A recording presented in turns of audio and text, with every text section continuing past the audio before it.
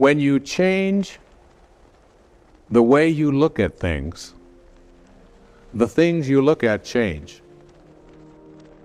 Albert Einstein once observed that you have the most fundamental and major decision that you have to make in your life is this: do I live in a friendly or a hostile universe?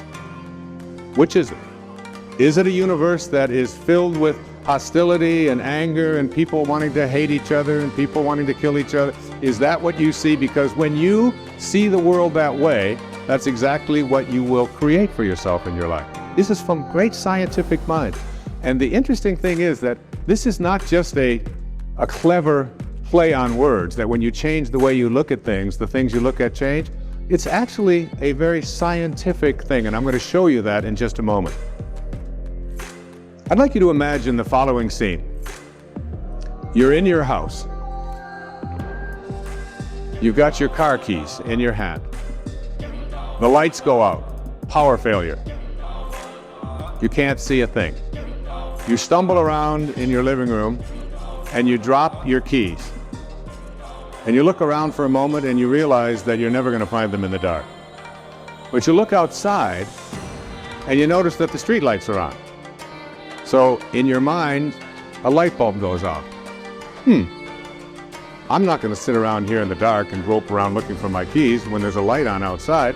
I'm going to go out here under the street light and I'm going to look for my keys. Why are you laughing? This makes a lot of sense. So you're out here and you're groping around and you're looking for your keys and you're looking and your neighbor comes along and says, "What happened, Wade?" "Well, I dropped my keys." "Oh, I'll help you look for them." And the two of us are now down here looking for our keys and looking. Finally, he says to me, "Excuse me, but where did you drop your keys?" "Well, I dropped them in the house." He said, "You mean to tell me that you dropped your keys in the house and you're looking for them out here in the streetlight? Doesn't make any sense." And I said, "Well, it doesn't make any sense to grope around in the dark when there's light out here."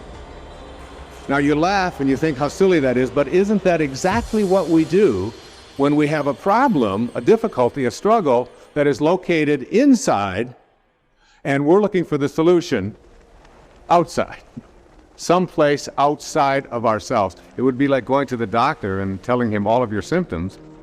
And the doctor says, "Oh boy, you've got a lot of symptoms." And he starts writing out prescriptions. You need a prescription for this symptom, you need a prescription for that symptom.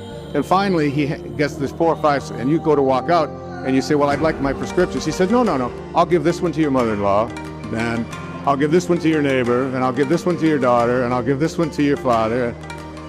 I mean, you're the one with the struggles and with the difficulties, and expecting somebody else to change or something outside of you to get better in order for you to make your life work at this level that I'm calling intention is something you have to really take a hard look at. It's in here.